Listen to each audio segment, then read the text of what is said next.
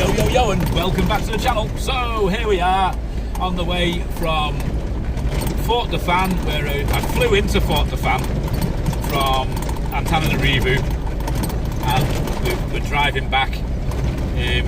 My wife's cousin, my cousin, has come to pick us up from Toliara. We had a nice little time in Fort Dauphin. It's all right, but it's a little bit quiet.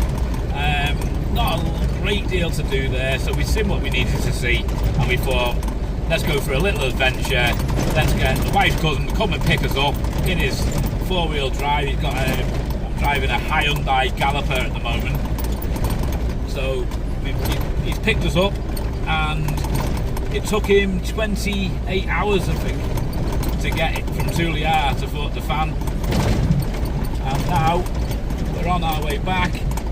And we're doing all right. We're getting good progress. But as you can see, the road is not the best of roads. This is the actual Route Nationale number 10 that I'm driving along now. And we just had to take a back road as well, which was like twice as worse as this one.